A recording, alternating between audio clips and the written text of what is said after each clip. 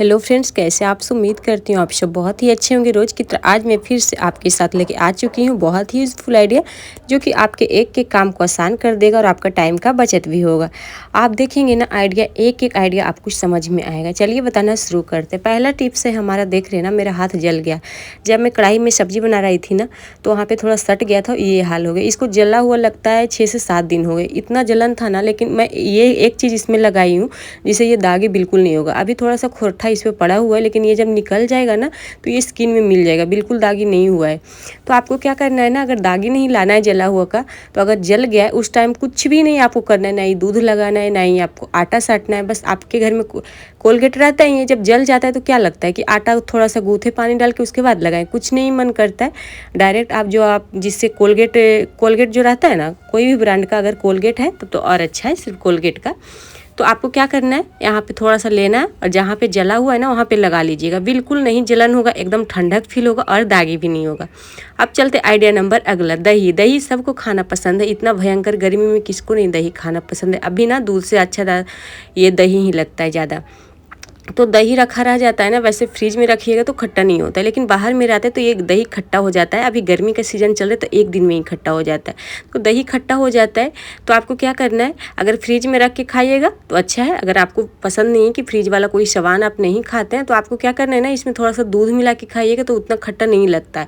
वैसे अगर आप दही रख रहे हैं तो आपको खट्टा मतलब सोच रहे हैं कि खट्टा हो जाता है, तो आपको क्या करना है, इसमें थोड़ा सा जो नारियल होता है ना, सूखा नारियल, उसका थोड़ा सा टुकड़ा आप इसमें डाल के रख दीजिएगा ना, तो आपका जो दही है ना बिल्कुल 2 से 3 दिन तक खट्टा नहीं होता है, ज्यों का त्यों रहेगा। मैं गारंटी के साथ बता रही हूँ। तो अगर आपको ये दही खाना है बिना फ्रिज का, तो इसमें थोड़ा सा दूध डाल के खाइएगा तो दही ये खट्टा नहीं लगता है। चलिए अब चलते आइडिया नंबर अगला। ये कैंची देख रहे हैं ना, इसका ये मतलब इसका धार जो होता है ना, छोटा छोटा कैंची, इससे हम ना मिर्ची वगैरह काटते हैं, कच्चा मिर्ची वगैरह, तो इसका धार ना ख़त्म हो जाता है। तो हम लोग क्या करते हैं, ये किचन में रहते हैं, ये रहता ही है, ये क्या इसको बोलता है, ये कप, तो कप रहता है किचन में, तो इसका पीछे ना खुरदरा रहता है। तो यहाँ पे हम लोग क्या करते हैं, इस तरीके से पिजा लेते हैं, चाकू कैंची जो भी हो। लेकिन आपको एक आइडिया और पता है, नमक के अंदर आप कैंची को डाल के इस तरीके से, जैसे हम कपड़ा कट करते हैं ऐसे ऐसे करके कट करेंगे ना, सिर्फ आपको कुछ नहीं करना है। नमक खुरदरा होता है, रूखा होता है, और इसके अंदर हम ऐसे करके कट करेंगे तो क्या होता है, इसका जो धार होता है ना बहुत ही अच्छे से ईजी तरीके से पीस जाता है। ये कपड़ा इससे तो हम नहीं काटते हैं, इससे काटते हैं मिर्ची वगैरह, तो इतना भी तो पिजाना नहीं है कि एकदम कपड़ा इससे कट जाए। बस मिर्ची वगैरह काटते हैं या फिर कुछ और ऐसे किचन में होता है तो पेपर वगैरह काटते हैं, तो आप इस तरीके से पिजा सकते हैं। एक चीज़ मैं और बता रही हूँ आपको। चलिए ये देख रहे हैं ना, आलू छिलते, कद्दू छिलते, क्या हो गया है, इसमें जंक लग जाता है, इसका धार खत्म हो जाता है। सब कुछ तो पिजा लेते हैं लेकिन इसका धार नहीं अच्छे से पिजवाता है। तो कैसे हम इसको पिजा सके, चलिए मैं बता रही हूँ। आज मैं बहुत ही अच्छा आइडिया लेके आई हूँ, और ये ना बिल्कुल जो पुराना जैसा हो गया, बिल्कुल जंक लग गया, एकदम चमक जाएगा, न्यू हो जाएगा। मैं भी इतना मतलब मेरे को भी नहीं लग रहा था इतना कि कैसे इतना चमक गया है। सबसे पहले आपको लेना है क्या, ये जो हम नॉर्मल नमक खाते हैं ना सब्जी में, वही नमक लेना है। उसमें हम डाल देंगे थोड़ा सा बेकिंग सोडा, मीठा सोडा, खाने वाला सोडा डाल दीजिएगा। आपको पता है क्लीनिंग का बहुत ही अच्छे से काम करता है। ऊपर से हम इसमें डाल देंगे थोड़ा सा नींबू का रस। अगर नींबू का नहीं रस है तो आप विनेगर डाल देना, ओके। चलिए अब क्या करेंगे, तीनों को अच्छे से मिलाएंगे। उसके बाद कहीं पर भी आपको लग रहा है जंक लगा हुआ है, गंदा हो गया है, तो आप साफ़ कर सकते हैं। लोहे का कैंची होता है, उससे हम कट करते हैं कपड़ा, तो वहाँ पे उसका धार खत्म हो जाता है, या फिर जंक लग जाता है ना, तो उस कैंची को आप इससे साफ़ कर सकते हैं। बिल्कुल जो जंक लगा हुआ है ना, या फिर क्या होता है, पिरदाई जो होता है ना, जिससे सब्जी वगैरह कट करते हैं, वो पिरदाई को आप इससे पिजा सकते हैं। बहुत ही अच्छे से पिज जाएगा और इसका जो जंक वगैरह रहता है ना, लोहे जैसा रहता है, बिल्कुल अच्छे से साफ़ हो जाएगा।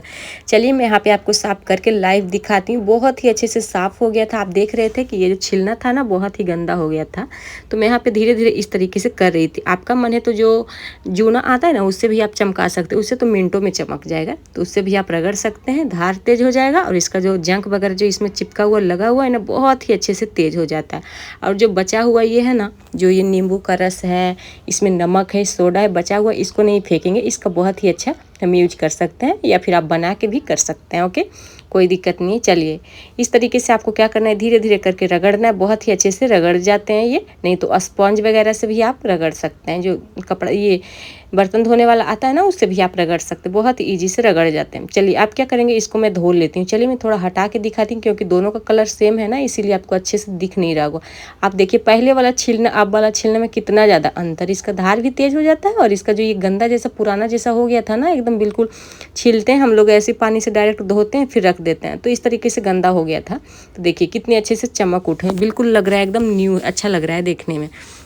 चलिए अब क्या करेंगे ना, इसमें थोड़ा सा जो बचा हुआ था इसमें थोड़ा सा नमक, थोड़ा सा सोडा और डाल देंगे, इसको अच्छे से मिला देंगे। ज़्यादातर बीमारी फैलता है कैसे घर में पता है आपको, जो किचन का मेन एरिया क्या होता है, सिंक का एरिया होता है। अगर वहाँ का आपको पता है, किसी किसी का घर जाइएगा ना, किचन है लिएगा अंदर जाइएगा तो बिल्कुल देखिएगा किचन से एकदम स्मेल आता है। तो किचन से नहीं स्मेल आता है, पता है कहाँ से आता है, वो सिंक से स्मेल आता है। अगर सिंक अच्छे से साफ़ नहीं करते हैं, छोटा छोटा जो पार्टिकल होता है खाना वाला सिंक के अंदर चला जाता है, ये जो है ना छेद इसके अंदर चला जाता है, जम जाता है, उसी से जो होता है ना बदबूदार कीड़ा वगैरह फैलता है, मक्खी वगैरह लगता है, इसी से होता है। जब खाना पे बैठेगा या सुगंध स्मेल इसका जाएगा, बदबू जाएगा, मतलब नाक में, तो बीमारी फैलेगा ही। तो इसीलिए आपको किचन से ज़्यादा चमकाना है सिंक को। किचन को तो साफ रखते, लेकिन उससे ज़्यादा आपको ये सिंक पे आपको ध्यान देना है।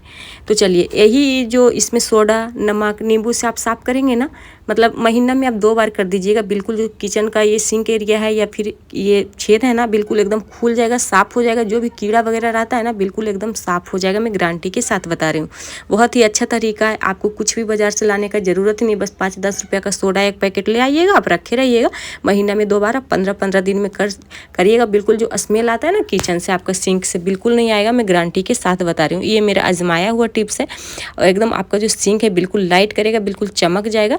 चलिए अब चलते आइडिया नंबर अगला। मेन आइडिया मेरा क्या है ना, जैसे प्लास्टिक के डब्बा में बहुत सारे नमक रखते हैं, मैं भी रखती थी, मुझे पता नहीं था तो प्लास्टिक के डब्बा में ही रखती थी। लेकिन आपको पता है ना बहुत ही ख़राब होता है प्लास्टिक के डब्बा में रखने से, नमक बिल्कुल निगेटिविटी फैलता है। तो बिल्कुल प्लास्टिक के डब्बा में मत रखिएगा। आपके घर में कोई भी कांच का जार रहेगा ना तो उसमें रखिएगा।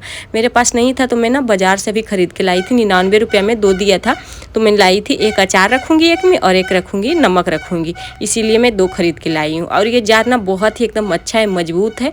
ये देखिए बिल्कुल जार जैसा लग रहा है। तो हो सके तो अगर कांच का जार है ना तो आप उसमें रखिएगा, नमक ठीक रहेगा, बिल्कुल शुद्ध नमक रहता है। नमक शुद्ध खाइएगा तो आप बीमारी से भी मुक्त रहिएगा, इसीलिए नमक शुद्ध खाना ज़रूरी होता है। तो शुद्ध खाने के बाद ना आपको पहले रखना है, पहले क्या जार में रखना है, कांच के जार में। प्लास्टिक के डब्बा में रखा था, मुझे भी कोई बताई थी, मैं बहुत पहले से जानती थी, लेकिन जार मेरे पास नहीं था, अच्छा वाला छोटा था, लेकिन उसमें बहुत कम नमक आ रहा था। तो इसीलिए मैं सोची बाज़ार जाऊँगी ना तो जार लेके आऊँगी, तो फिर इसमें डाल के रखूँगी और आपके साथ भी वीडियो शेयर करूँगी।